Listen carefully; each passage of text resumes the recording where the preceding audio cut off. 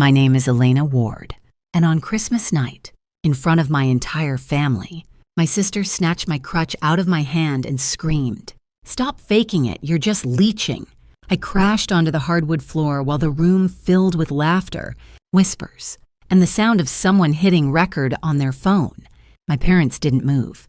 No one helped. And then, from behind the glittering Christmas tree, Santa stepped out, placed a firm hand on my sister's shoulder, and said 6 words that froze everyone.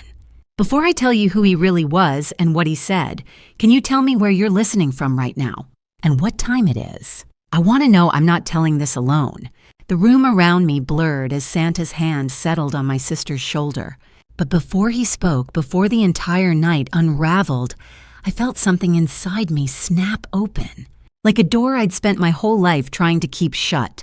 And in that split second on the floor, the humiliation curling in my chest tasted achingly familiar, because I had felt it long before this Christmas night.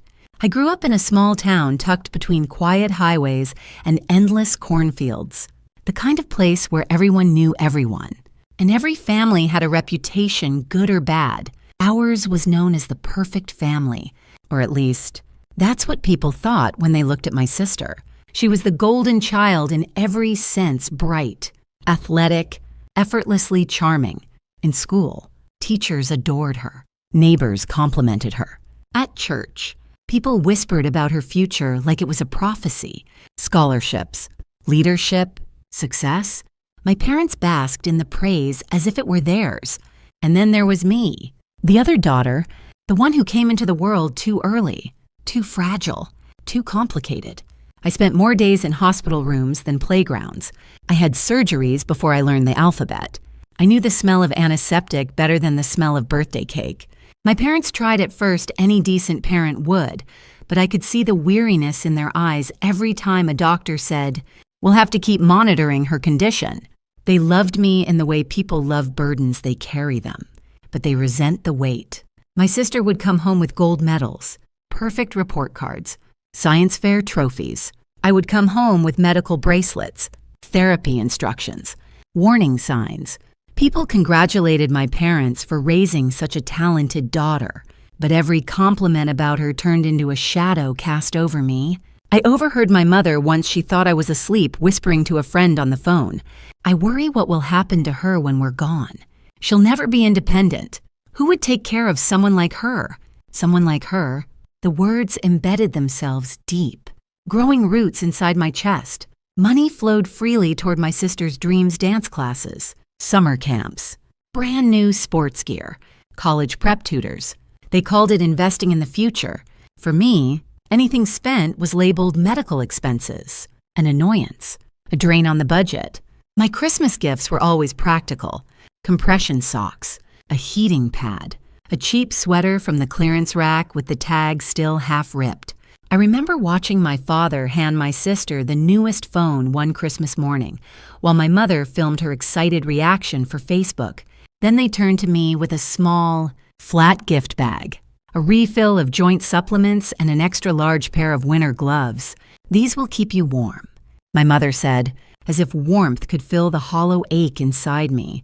The next day, that video of my sister's reaction went viral in our tiny bubble, hundreds of likes. Such a proud moment. Your daughter is amazing, and not a single person noticed the girl standing off to the side holding a bag of vitamins. I never complained. Not once.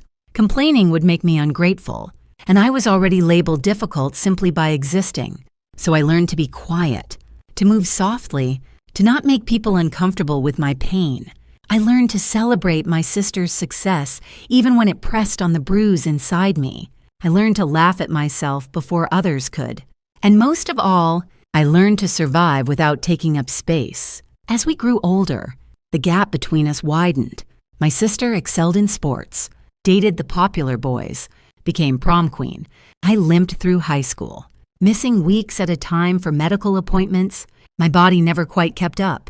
But the worst part wasn't the physical pain, it was watching my parents shine with pride only when she entered the room. It was hearing relatives whisper, "Poor thing," about me while beaming at her. It was knowing, even as a child, that love in my family was conditional and unevenly allocated. Every holiday season reminded me of that difference. My sister's gifts always sparkled, wrapped in thick ribbons with handwritten notes that my parents spent hours preparing. Mine felt like obligations last minute, plain, sometimes useful but never thoughtful. A pack of medical tape, a discounted scarf. Once, a box of protein bars that weren't even the flavor I could eat due to allergies. My mother laughed. "You're picky. That's why." And my father rolled his eyes like even my allergies were dramatic.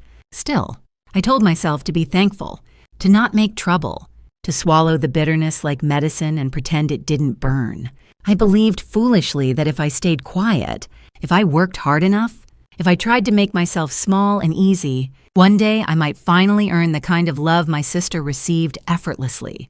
The day I turned 18, I packed what little I had, 2 boxes of clothes, my medical records, a folder of community college acceptance papers, and left home without fanfare. No one stopped me. No one asked whether I had enough money or a plan. My departure was treated like an inconvenience rather than a milestone. But stepping out of that house felt like stepping into oxygen for the first time. The air was thin, but it was mine. I settled into a tiny studio apartment near the edge of a quiet city, a place where no one knew my medical history or my family's obsession with perfection. I worked small jobs at first data entry, customer support, anything I could do from home on days when my body refused to cooperate. But necessity taught me speed. Survival taught me skill. I discovered something I had never been allowed to believe about myself. I was capable. More than capable. I picked up online courses in UX design, taught myself how to write clean, intuitive interfaces, then learned content strategy, and eventually freelance development. Every client I completed a project for referred me to another. My schedule filled.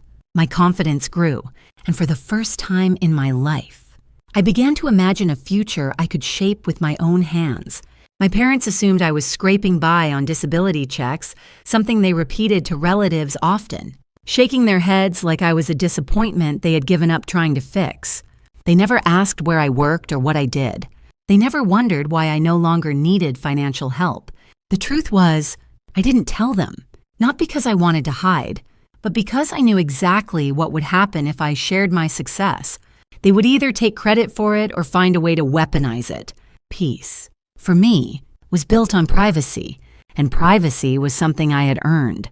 Within a few years, I had international clients, steady contracts, and savings that would have shocked my parents into silence. But I never flaunted it. I didn't post anything online that could be traced back to me. I didn't mention my income in phone calls. I didn't correct them when they made passive-aggressive comments about people who live off government checks. Let them believe whatever made sense in their world. I had stopped trying to fit into it. My body, of course, remained unpredictable. Some days I walked fine. Some days I needed support. And on the worst days, I stayed in bed, muscles stiff, pain twisting through me in slow, cruel waves. The loneliness of living with chronic pain never fully went away. It simply settled into the corners of my life. A quiet, stubborn companion. That was when I met Ethan. He was the physical therapist assigned to my post-surgery rehab calm, steady, with warm eyes that saw more than I ever said aloud. The first time I limped into his clinic, bracing for skepticism, he didn't question my pain or my limitations. He didn't make me feel dramatic, or fragile, or lazy. He didn't compare me to anyone. He simply listened, really listened, and when he said, "I believe you," something inside me cracked open. He challenged me when he needed to, but gently. He celebrated the smallest gains with sincerity, and slowly, without intending to, he became the first person I trusted fully since childhood. We started talking outside of appointments, sharing books, music, stories about growing up, the strange ways adults fail children without ever realizing it. Friendship stretched into connection, and connection deepened into something I had never dared imagine for myself. Love that didn't feel like charity.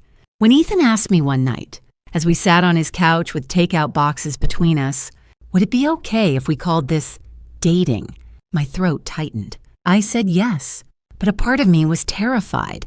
Not of him, never of him, but of how my family would twist it. They would question why someone like him would want someone like me. They would claim he felt obligated as a doctor. They would say things designed to rot the happiness from the inside. So I told him the truth. I want to keep us private for a while. He nodded without hesitation. Whenever you're ready. It took everything in me not to cry at how simple he made it. How safe. He met only a few people in my life, close friends, colleagues who treated me with respect, people who had earned a place in my inner circle. My family was never invited into that space. They didn't know I was working in tech, didn't know my freelance career was thriving, didn't know I was managing my therapy plan on my own, and certainly didn't know I had someone who loved me with patience and dignity. I kept it that way because I had learned the hard way. Anything good in my life became a tool for them to manipulate or minimize. Anything I achieved became a threat to the hierarchy they had built the silent, unspoken rule that my sister shined while I stayed in the shadows. My parents needed that narrative. It made their world tidy. But my world was finally expanding. Ethan saw me in ways they never did. He knew which days my pain spiked before I even said a word. He knew how I tried to hide the tremor in my hands when I was exhausted. He knew my fear of being disbelieved, dismissed, mocked. He knew how deeply that fear was rooted in my childhood. And yet he stayed, not as a savior, not as a caretaker, but as someone who wanted to walk beside me even when I needed a crutch to stand. Keeping him secret wasn't an act of shame. It was an act of protection. Protection for him. And protection for the fragile peace I had built away from the chaos of my family, because I knew instinctively, painfully, that if they ever learned what he meant to me, they would do what they had always done. Tear it apart. I had no idea then that fate was already lining up pieces behind me. That one day, in the most unexpected way possible, Ethan would walk directly into the same room as my family wearing a red velvet suit. Right at the moment, everything collapsed, and I had no idea just how much that night would change everything. The year before that disastrous Christmas had begun quietly, almost gently.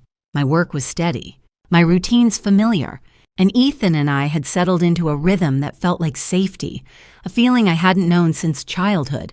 But life has a way of testing the very things you start to trust.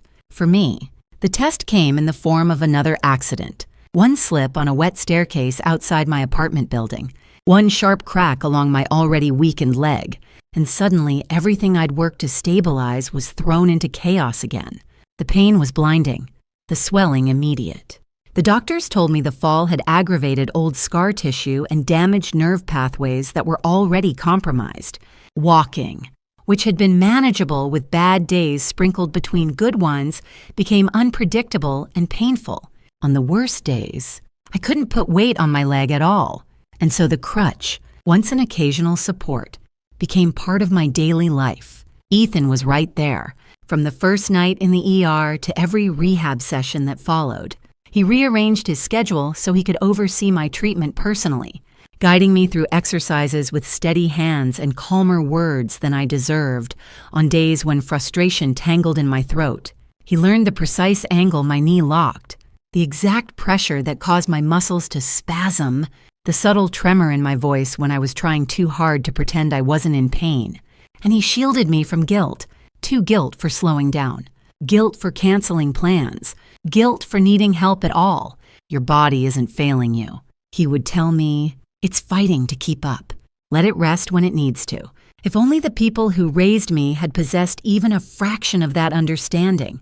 When my family heard I had injured myself again, the concern they showed wasn't compassion, it was suspicion. It always was. Instead of asking how I was coping or whether I needed anything, my mother called a mutual friend from my hometown and probed for information. Later, that friend confessed to me with an apologetic voice.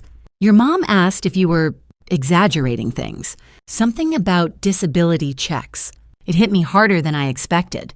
After all these years of independence, after proving that I could survive without their help, my mother still believed illness made me manipulative. Weakness, to her, was a kind of moral failing. My sister didn't even try to hide her contempt. In the family group chat, she wrote, "Here we go again." She likes playing the victim because it's the only time anyone notices her. No one corrected her. Not my parents. Not my extended relatives. Silence gave her permission. Silence always had. And then the rumor started.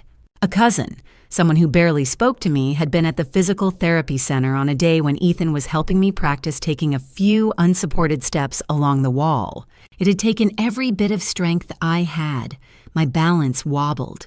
My jaw clenched, and I nearly collapsed twice, but to an untrained eye, seen from across the room for only a moment, it looked like I was walking without assistance. By the time the story reached my parents, it had twisted into, I saw her walking perfectly fine. No limp, no crutch. She's exaggerating everything, and my family didn't hesitate to believe it. My father called me that night, not to ask how I was doing, not to say he missed me. Just one question, delivered in a tone dipped in skepticism. So, do you really need that crutch? Or are you just getting used to relying on it too much? I wanted to scream, to shake him, to make him understand that chronic pain doesn't vanish just because someone wants it to. But the words lodged in my throat, the same way they had when I was a child being told to stop whining. So I ended the call politely, went to my bathroom, locked the door, and cried over the sink for 5 silent minutes until the wave passed. Then Christmas approached. The invitation came in a text message with no warmth at all. Are you coming home this year? If you do, please don't make a big deal out of your situation. Just act normal so the vibe isn't negative. Act normal, as if my pain was a choice, as if my existence disrupted their comfort. I stared at the message for a long time. My leg throbbed beneath the ice pack. The room felt smaller. My childhood felt closer than ever, those years where every discomfort I expressed was dismissed, where every need was framed as an inconvenience, where my sister's ease was the family priority and my struggle was an embarrassment. I didn't want to go. Every part of me recoiled at the thought of returning to that house, that table, that hierarchy, but there was a stubborn part of me too, a quiet, weary part that kept whispering, maybe this year will be different. Ethan noticed I'd gone still. What happened? I handed him the phone. He read the message, jaw tightening, eyes darkening with a protective edge I had come to recognize an expression he wore whenever someone undermined me, even unintentionally. You don't owe them a performance, he said gently. You don't have to go. I know, I whispered, but it's Christmas. He didn't push. He simply rested his hand on my knee, warm and steady, and said, if you choose to go, you won't be alone. I won't let you walk into that house without someone on your side. I didn't know then how deeply he meant those words. I didn't know he was already thinking ahead, already watching for the warning signs my family always ignored, already preparing to protect me in a way no one ever had. I just knew that for the first time since childhood, I had someone who wouldn't look away, someone who believed me completely, someone who would stand with me even if the entire room turned against me. And on that Christmas night, that promise would become a reality in the most unexpected way imaginable. The day of Christmas came wrapped in cold air and soft snowfall, the kind that clung to car roofs and made the world feel strangely clean. Ethan insisted on driving me, even though I said I could manage. He didn't argue, he simply handed me my coat, opened the car door, and said, let's get this over with. His calmness steadied me, though my stomach tightened more with every mile we drove toward my parents' neighborhood. Their house looked exactly the way I remembered it, perfectly curated, perfectly lit, perfectly staged for outsiders to admire. The bushes along the walkway sparkled with LED lights arranged in symmetrical patterns. A giant inflatable reindeer stood by the porch, and through the wide front windows, I could see the Christmas tree, an enormous 12-foot fir covered in gold ribbons, expensive ornaments, and enough lights to illuminate the whole block. It was beautiful, in a magazine cover kind of way, beautiful and hollow. Inside, the warmth hit me first, the smell of roasted turkey, cloves, cinnamon sugar cookies, and the faint, chemical sweetness of my mother's holiday candle collection. Christmas music played softly in the background, the kind of instrumental playlist meant to set a mood rather than be noticed. Everything was curated. Everything was staged. It was the kind of holiday scene people posted online to show the world how perfect their family was. "Look who's here," an aunt called out, her tone bright but thin. She gave me a quick air kiss, her eyes darting down to my crutch before flicking away as if she'd seen something inappropriate. I offered a polite smile, pretending not to notice. Another cousin approached, offering a strained, "How have you been?" before stepping back a little too quickly, like my pain might be contagious. Everyone greeted me the same way, warm enough to be polite, cool enough to show discomfort. No one acknowledged the obvious. No one asked earnestly how I was doing. Their eyes said what their mouths didn't. "Don't bring your problems into our picture-perfect night." My mother finally approached, wiping her hands on a holiday-themed apron. She smiled the rehearsed smile she used with guests, tight, brittle, eager to impress. "You made it," she said. "Try not to overdo things tonight. Just relax." Okay, relax. As if existing here wasn't an exercise in tension, my father clapped my shoulder lightly. The way people touch objects they're unsure about. "Dinner's almost ready," he said before quickly walking off to greet someone else. I could feel Ethan beside me, his posture straight, his eyes quietly scanning the room, gauging, observing, already protective. He blended easily into the background, letting me take the lead while staying close enough to catch me if I stumbled. I was grateful he didn't step forward yet. This wasn't the moment. But then my mother clapped her hands together excitedly. "Everyone, before we start dinner, we have something special this year." Her eyes sparkled with pride. "We hired a Santa for the kids, and he's fantastic, very authentic." A ripple of impressed murmurs passed through the room. I followed their gaze toward the tree, where I noticed just barely a tall figure lurking behind the branches, a familiar posture, broad shoulders, red velvet, white gloves, a thick belt and a sack slung over one shoulder. The Santa costume looked expensive, professional, the kind parents rented for staged photos. But what made my heart skip wasn't the outfit. It was the stance, the subtle tilt of the head, the way he rested his weight on one leg. Something about it tugged at me, something I couldn't name yet. I didn't have time to study him further. Dinner was called, and we moved toward the long, polished table overflowing with dishes. My sister was already seated near the head, laughter bursting from her like confetti as she told a dramatic story about her workplace. Her boyfriend sat beside her, nodding numbly as she bragged. My parents flanked the table like hosts at a charity gala, perfectly poised. As I took my seat slowly, carefully, I felt the familiar prickle of anxiety under my skin. I tried to breathe through it, telling myself to survive the next couple of hours and then leave.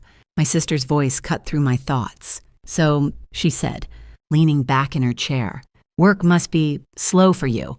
Her tone was syrupy sweet with a blade underneath. "I mean, at least you don't have to deal with crazy holiday schedules, right? Perks of not really working." The table chuckled politely. Even her boyfriend managed a weak smile. I felt heat rise in my cheeks but forced myself to keep my expression neutral. "I work plenty," I said quietly. My sister waved me off like swatting a fly.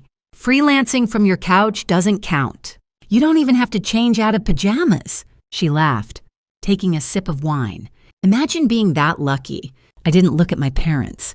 I already knew what I'd see: the tight smiles, the subtle discomfort, the refusal to intervene. They didn't correct her. They never did. They preferred the version of me that was small and pitiful, the version that made my sister's spotlight shine brighter.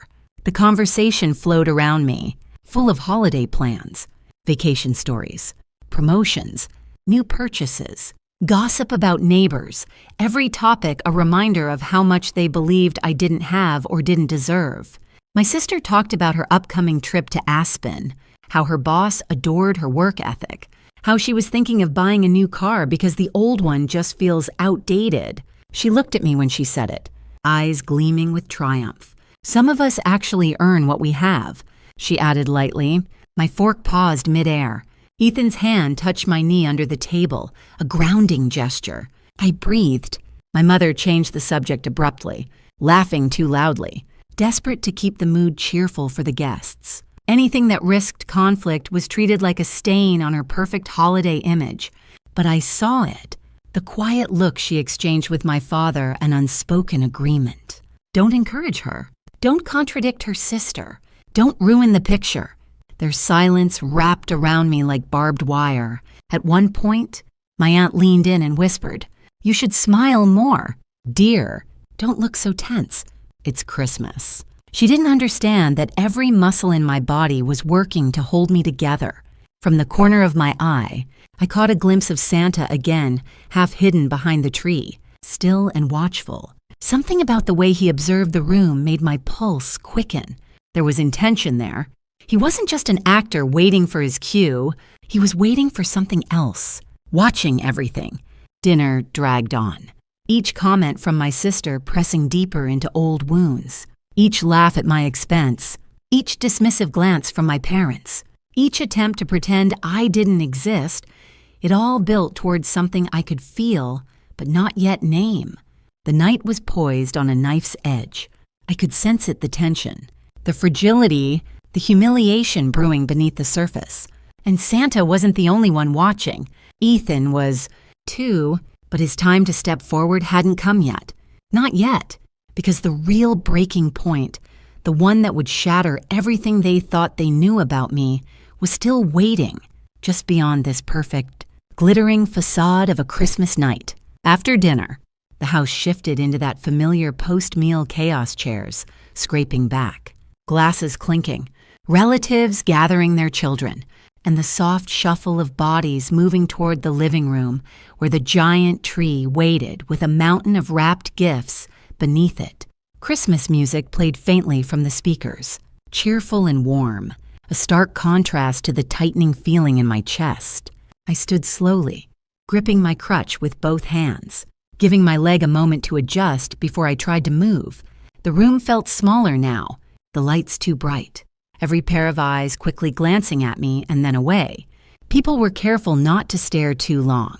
They didn't want to be rude, but their discomfort drifted around me like smoke. I had brought a small gift for my mother, nothing extravagant, just something thoughtful tucked under the tree earlier.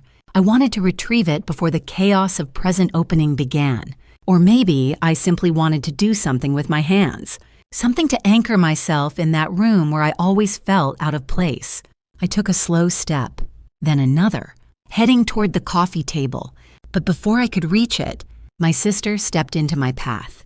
She moved with the confidence of someone who had never once been told to shrink herself. Her wine glass dangled lazily from her fingers, her smile sharp and gleaming. "Well," she said loudly, loud enough that 3 conversations around us went quiet. Look at her hobbling around like she's starring in some tragic holiday movie. I stiffened. "I'm just getting something." "Oh, relax," she said, rolling her eyes dramatically. "No one's going to steal your sad little present." A couple of cousins chuckled under their breath. My aunt looked at me with pity, which somehow felt worse. I stepped sideways to go around her, but she moved with me, blocking my path like it was a game. "You know," she continued, raising her voice even more, "it's honestly exhausting watching you pretend to be so helpless all the time. We all know you enjoy the attention." My throat tightened. "Please move." She didn't. She leaned closer, her eyes bright with something I recognized too well. Years of resentment sharpened into cruelty. "People with real disabilities don't brag about them," she said. "You milk yours like it's some kind of personality trait." That sentence hit me with the force of a slap. The room grew quieter. Even the children seemed to pause, sensing the shift in the atmosphere. "I don't brag about anything." My voice trembled despite my effort to keep it steady. "Right," she laughed, "because limping around and sighing dramatically isn't attention-seeking at all." She turned to the people nearby. "Honestly, some of you haven't seen her walk normally, but I have. It's all an act." And then she did it the moment that would replay in my mind for months to come. She reached for my crutch. I felt her fingers brush the metal and instinctively tightened my grip. But she was faster, stronger. With a harsh jerk, she ripped the crutch from my hands and flung it aside. It clattered loudly on the hardwood floor, the sound slicing through the room. Stop faking it, you're just leeching, she screamed. The shout echoed off the walls. It was so loud, so hateful, that even the music seemed to hesitate for a beat. My balance vanished instantly. My leg buckled, my body pitched forward, and I fell hard. My hips slammed against the floor, pain shooting up my side. My palms scraped along the wood. For a moment, I couldn't breathe. A gasp rippled across the room, followed by unbelievably a few bursts of laughter. Not nervous laughter, real laughter. And worse, the sound of someone saying, "Oh my God, record this. It's crazy." Out of the corner of my eye, I saw my aunt lift her phone. A cousin tilted theirs for a better angle. A child stared at me with wide, confused eyes while their mother whispered something that made them look away. My face burned with humiliation. I pushed myself halfway up, wincing, but without the crutch, I couldn't get my balance. I wasn't even sure I wanted to stand anymore. This is part of my therapy, I tried to explain, my voice shaking. My doctor said. But Andrew, another cousin, cut me off with a mocking shrug. "Oh, please, I literally saw you walking at the clinic without anything. You look totally normal." "That's right," my aunt chimed in, the phone still in her hand. "Don't play games here. This is family." Family? The word twisted in my stomach. I turned toward my mother first. She stood frozen near the sofa, her eyes wide and her lips pressed into a thin line. She wasn't horrified by what my sister had done. She was horrified that it was happening in front of guests. She wouldn't meet my gaze. My father pretended he hadn't noticed at all. "I should, check on the wine," he muttered, already walking away, fleeing the scene like a coward. My sister folded her arms triumphantly, as if she had exposed me, as if she had done something noble. "See, she can get up. She's fine. She just makes everything dramatic." I looked around the room for a friendly face. Anyone who might help me up. No one moved. Not one person stepped forward. Their eyes skated over me with discomfort, embarrassment, annoyance. And in that moment, sitting on the cold floor of my parents' living room, surrounded by people who shared my blood but not my humanity, I realized something sharp and devastating. They didn't see me as family. They didn't see me as a daughter. They didn't even see me as a person. I was entertainment, a spectacle, a burden. Christmas this night, that was supposed to be warm, nostalgic, full of love, had become a public trial, a performance where my pain was evidence, and my sister was the star witness. My chest tightened. I fought to keep the tears from spilling, not because I didn't hurt, but because I refused to give them the satisfaction. And then, from behind the towering Christmas tree, the Santa figure stepped forward, slow, deliberate steps that cut through the painful buzzing in my ears. He walked straight toward us, the white gloves glowing under the string lights, the red velvet brushing softly against the wrapped presents as he passed. No one laughed anymore. My sister's confidence faltered as the man in red approached. His hand rose, calm and steady, and rested on her shoulder. Everything in the room stilled. Every voice died. Every eye turned. And before he spoke a word, before the 6 words that would detonate through the room, I felt it the first shift of power.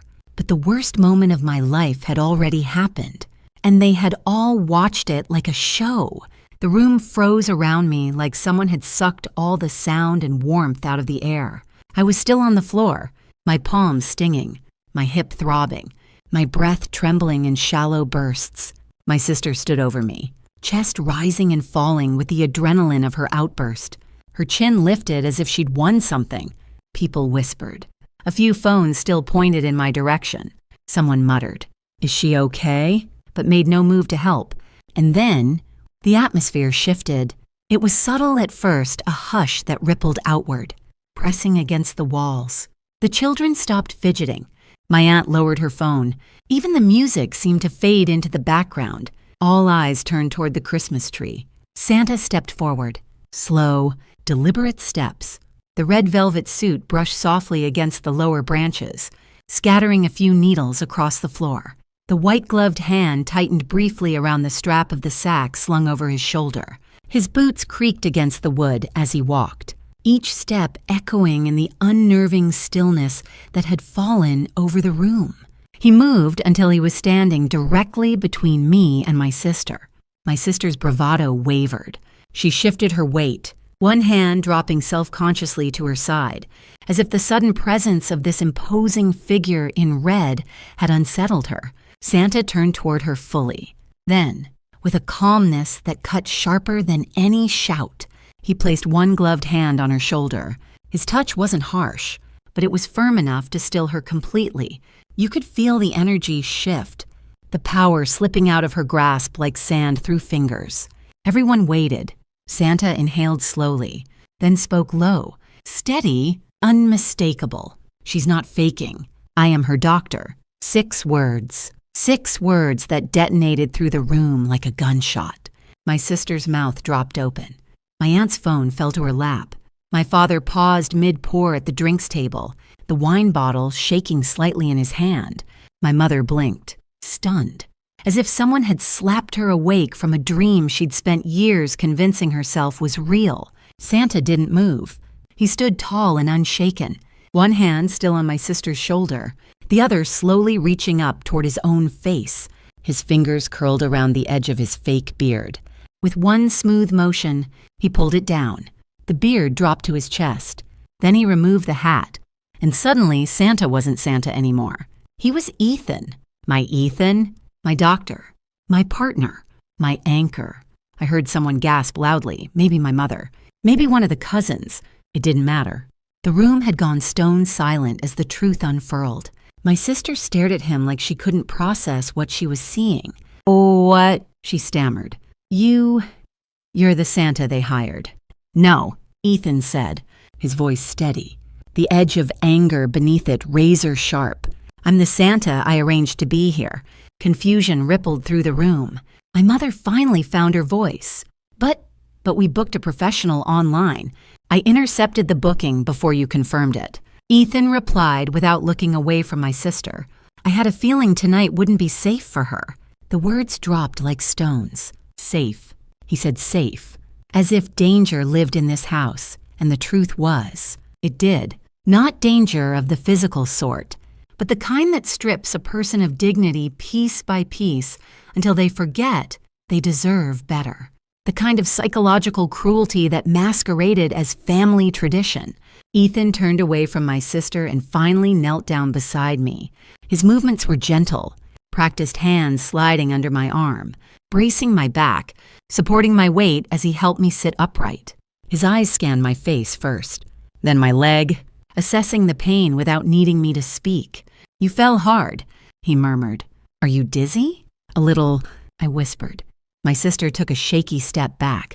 "This is ridiculous. She's exaggerating." Ethan lifted his head. "No," he said sharply. "She's not." He stood again, pulling his phone from the deep pocket of the Santa coat. With a few taps, he connected it to the large smart TV mounted on the wall. The screen lit up, and suddenly, footage filled the room. Me struggling through a therapy session, my hands shaking as I clung to the wall bars, my steps slow and uneven, sweat dripping down my temple, my face tight with pain while Ethan guided me gently, encouraging me to take one more step. Then another clip, my leg trembling under weight. The moment it buckled, the way he caught me, clip after clip, each one a truth my family had refused to believe, proof etched into pixels and sound. A hush fell again.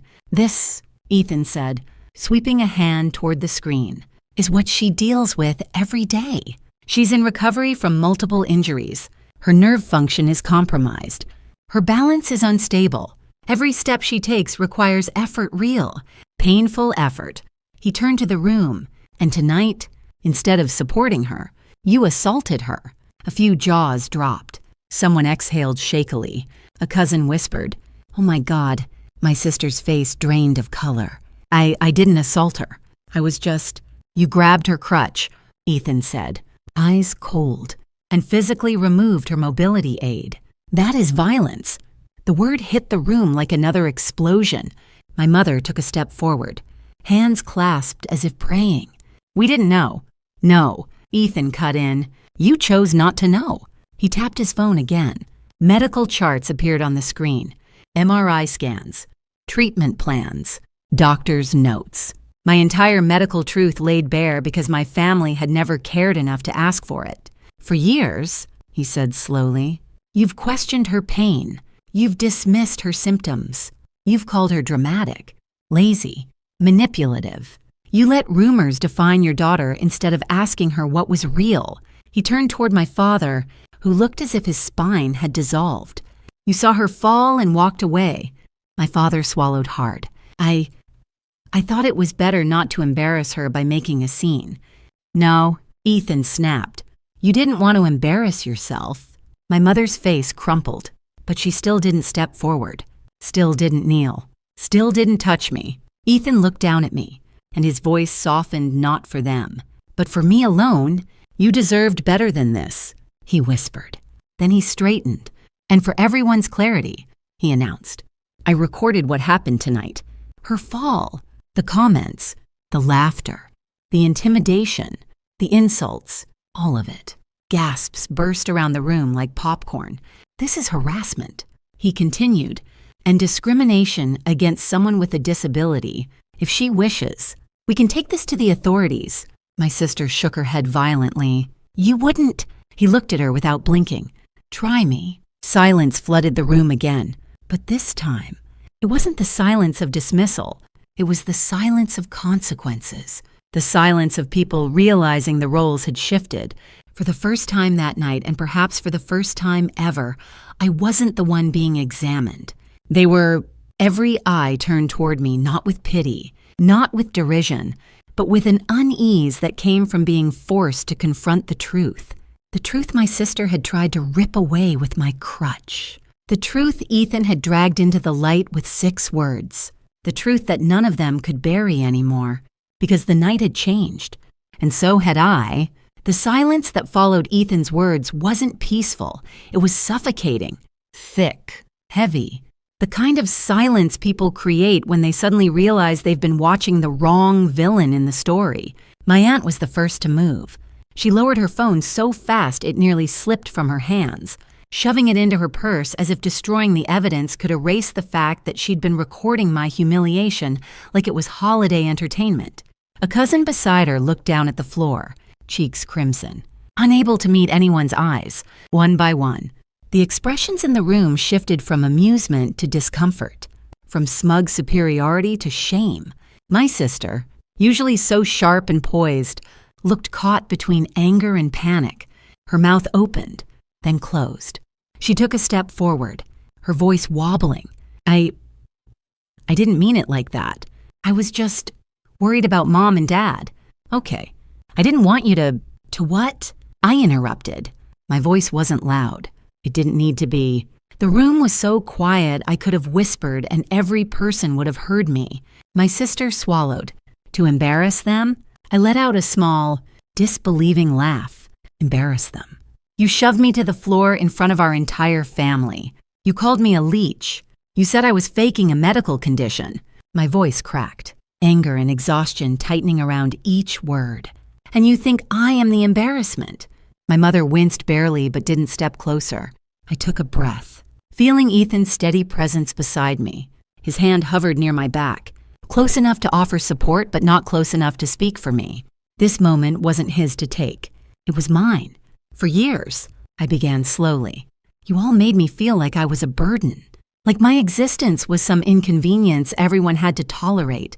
I grew up hearing whispers that I was fragile, that I wasn't trying hard enough, that I was playing sick. I learned to hide my pain, not because I wanted attention, but because I knew the moment I showed any, you'd accuse me of exaggerating. My father looked away, jaw tightening as if the truth offended him. And tonight, my voice trembled, but I kept going. Tonight was the perfect example of what my life in this family has always been. You didn't ask if I was hurt. You didn't help me stand. You didn't even blink when I hit the ground. I looked around at each familiar faces that had watched me fall since childhood. Not one of you. My aunt shifted uncomfortably. A cousin bit their lip.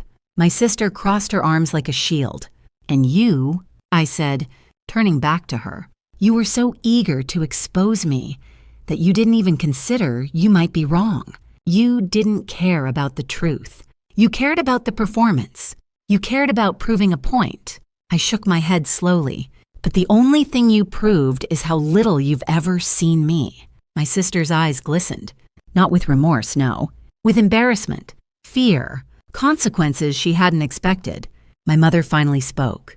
Her voice so soft it barely carried. Honey, we didn't know. Ethan let out a low, humorless laugh. You didn't want to know. My mother flinched, but still didn't deny it. Ethan straightened, slipping his phone into his pocket. Just to be clear, he said to the entire room, I recorded everything tonight. The fall, the comments, the taunts, the disregard. If she wants to press charges. My father's head snapped up. Charges? You can't be serious. It's harassment. Ethan said, his voice calm but unyielding. And discrimination. What happened here is legally actionable and morally disgusting. My father fell silent, the weight of the moment finally sinking in. I placed my hand gently on Ethan's arm. Let's go. His eyes met mine warm, steady, ready to protect. I tried to push myself up, but a wave of dizziness hit me. Before Ethan could move, someone else stepped forward. My cousin Lily, the quiet one, the one who'd watched but never laughed, knelt down and offered her hand. Here, she whispered. I've got you. I hesitated, surprised. She glanced at me, guilt clouding her eyes. I should have helped sooner. Her voice trembled with sincerity. I nodded and let her steady me as Ethan carefully lifted me upright, placing my crutch back under my arm. The room watched silently as the three of us stood together, me, the girl they tried to belittle, Ethan, the man who refused to let them, and Lily, the first person in this house to show basic humanity. We walked slowly toward the front door. Behind me, my sister's voice cracked. Wait, just wait. We can talk about this. My father muttered something like, let's not be dramatic. My mother whispered, just sit down. We can fix this. I stopped at the doorway and turned back, gripping my crutch for balance. Their faces worried, ashamed, shrinking blurred into a single image I'd known all my life. People who cared more about appearances than they ever cared about me. I drew in a breath, feeling something inside me harden and settle into place. Tonight wasn't my breaking point, I said quietly. It was your reflection. They froze. I continued, voice steady. On this Christmas night, I wasn't the problem. Your silence was, my sister gasped softly. My mother covered her mouth. My father looked as if someone had punched him in the chest. I turned away before anyone could respond, because I didn't owe them answers, or forgiveness, or explanations. Not anymore. I opened the door. Cold air rushed in, sharp and clean, washing the stifling warmth of the house off my skin. Ethan placed a hand on my back as we stepped outside. Lily whispered a soft Merry Christmas before closing the door behind us. And for the first time in my life, leaving felt like salvation, not loss. The night air outside my parents' house had been cold, but the hours after leaving felt even colder. Ethan helped me into the car, buckled my seatbelt gently, and drove without saying much, only reaching over once in a while to squeeze my hand when my breathing turned shaky. Shame clung to me like frost. My hip throbbed where I'd fallen. My palms burned, but none of it compared to the ache sitting like a stone in my chest. We went straight to the hospital.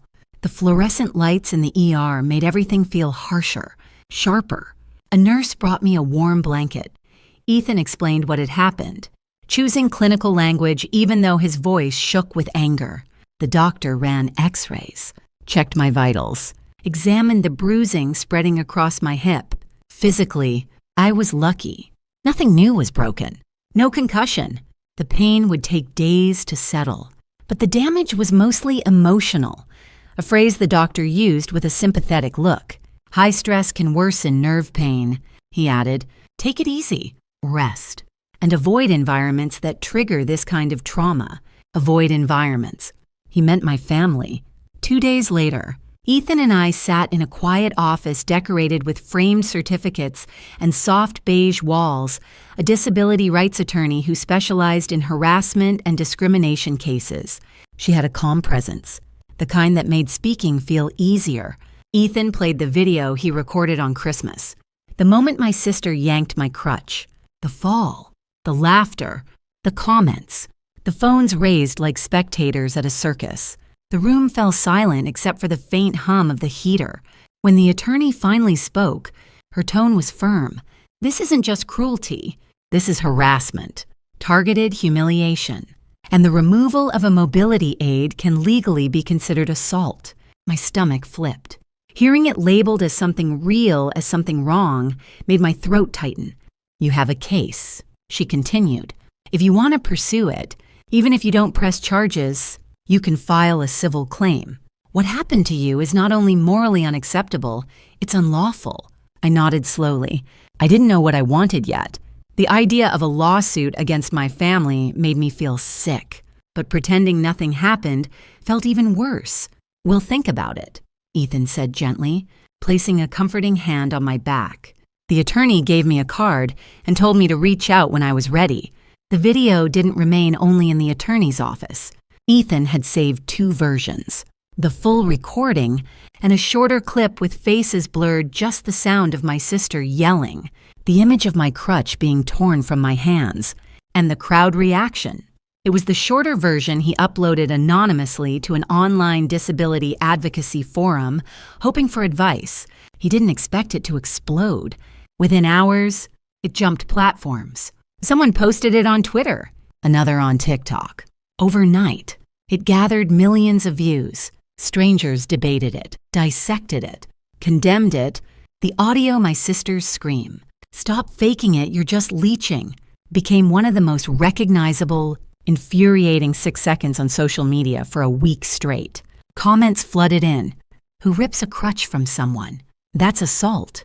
As a disabled person, this is my worst nightmare. I hope she never speaks to her family again. This is abuse, not a Christmas moment. Her Santa deserves an award. People didn't know it was me. They didn't know the faces behind the blurred shapes. But they knew cruelty when they saw it. And they were angry. The fallout began almost instantly. My sister's workplace recognized her blurry silhouette, her voice, her jewelry. HR called her in for a meeting. Her boss, who prided himself on a family-friendly, inclusive image, was not pleased. She wasn't fired exactly, but she was removed from a leadership track. A promotion she had been bragging about for weeks suddenly evaporated. A few co-workers unfollowed her on social media. Her carefully curated online persona, responsible daughter, successful career woman, started to crack. My parents didn't suffer workplace consequences, but in a small suburban community, reputation travels fast. A few neighbors reached out to me privately, apologizing for things they had never done, embarrassed by what they'd learned. My parents' church group gossiped behind closed doors. Some stopped inviting them to events. The image my parents had spent decades building, the perfect family, the perfect daughters, crumbled in less than a day. As for my aunt, someone recognized her voice in the video laughing, saying, "Record this. It's crazy." The local Facebook moms group tore her apart. She deleted her account for a week. Meanwhile, I did something I never thought I would. I wrote, not a full story at first, just a short post on a disability support blog, under a pseudonym. A few paragraphs about what happened, how it felt, what it means when the people who should protect you become the ones who hurt you most. I expected maybe 1 or 2 comments, pity, perhaps, or judgment. Instead, within an hour, over 300 people responded. People who had been mocked, dismissed, gaslit, accused of exaggeration, humiliated for using mobility aids, ridiculed by their own families. Stories poured in, raw and unfiltered. My dad told me to walk normally on Christmas too. My sister said I fake my pain for attention. My cousin snatched my cane once.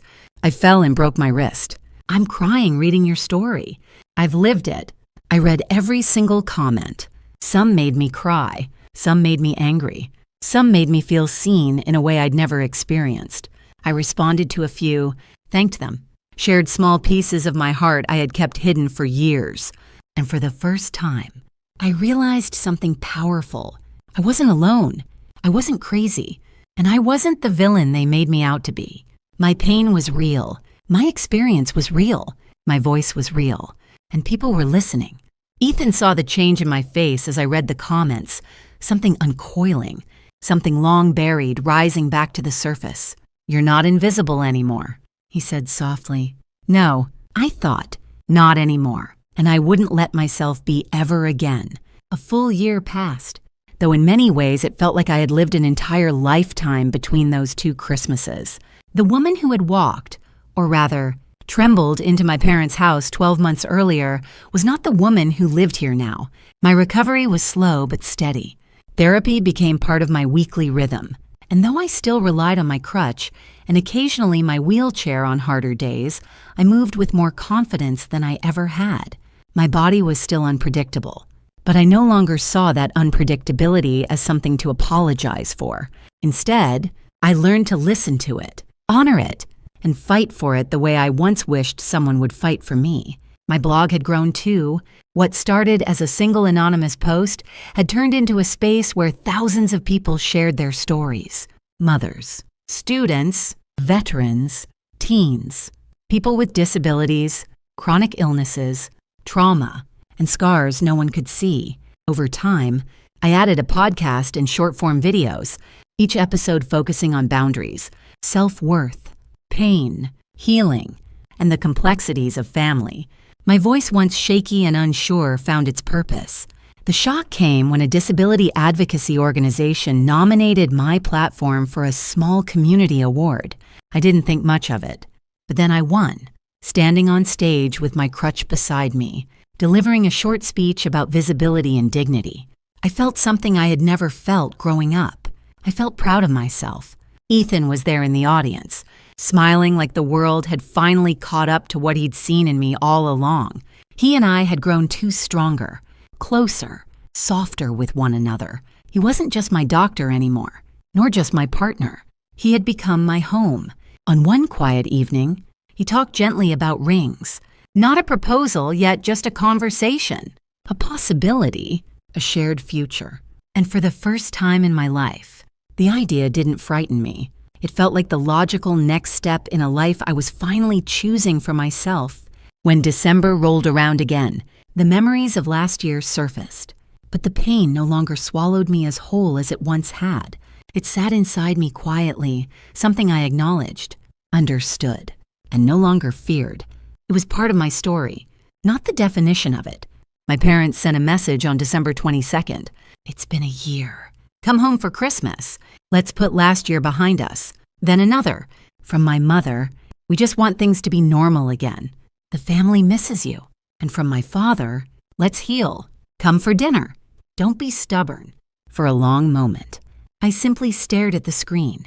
A year ago, messages like that would have lit hope inside me, would have made me question myself, bend myself into someone softer, smaller, more forgiving. Now, I only felt an unexpected calm. I typed back a simple response. "I appreciate the invitation. Wishing you both a peaceful Christmas. No promises, no excuses, no return home."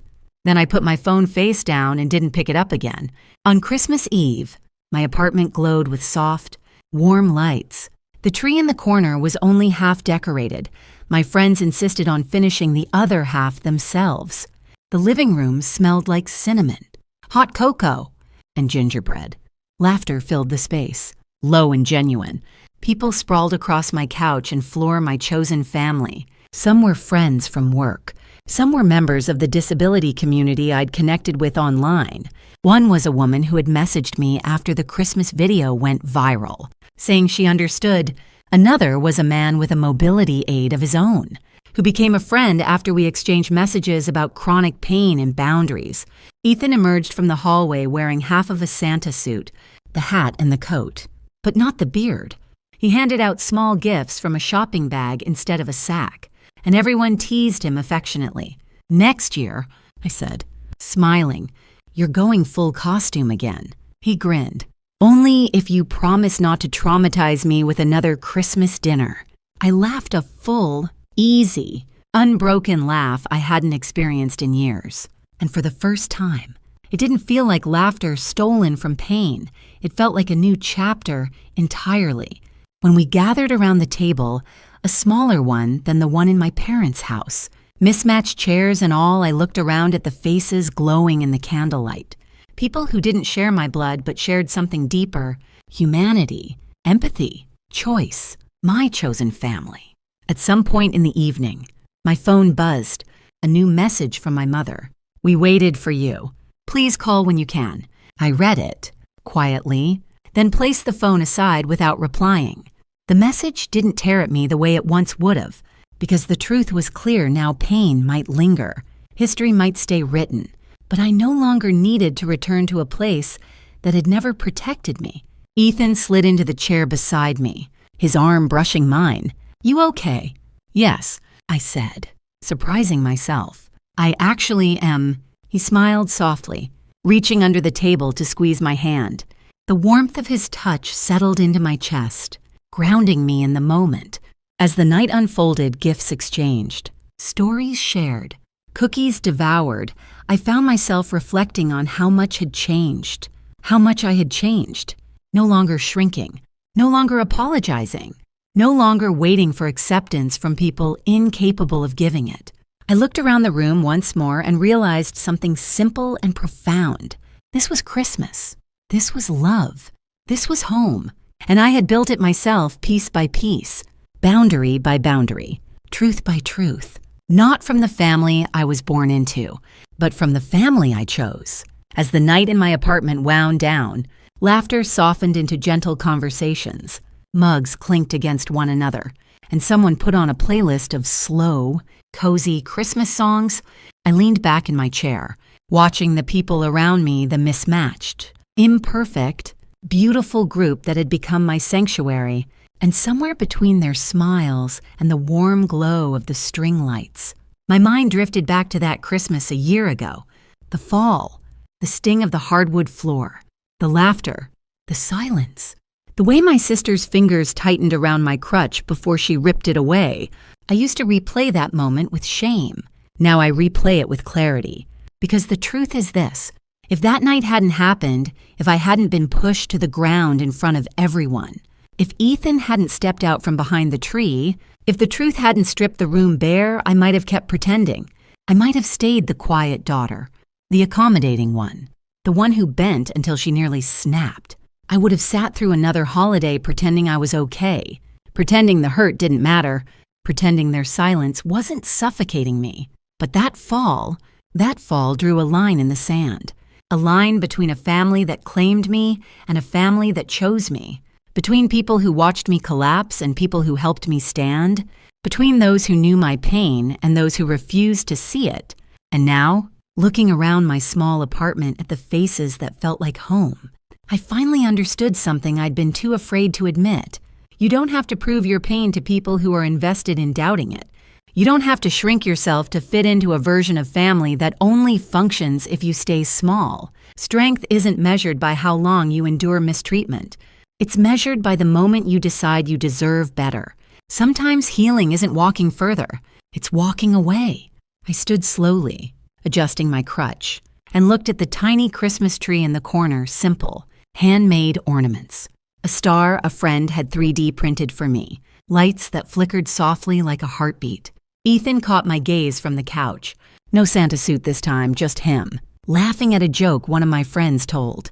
When he noticed me looking, he gave me that quiet smile that still melted something inside me. Not pity, not obligation, just love, real, steady, unquestioning love. And in that moment, I knew this was Christmas.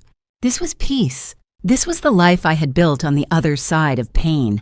I turned back to the camera inside my mind, the one I imagine when I share my stories now, and spoke directly to you, the one listening.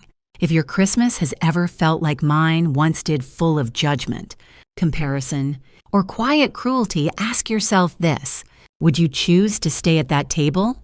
Or would you choose yourself and walk away? And where are you listening to this story from tonight? Tell me. I want to know how far this journey reaches. How many people out there are reclaiming their voice, their dignity, and their peace? Because as I sit here, in front of my little tree, surrounded by the people who truly see me, I understand something I wish I had known all my life. Family isn't defined by blood. Family is defined by love, and I have finally found mine.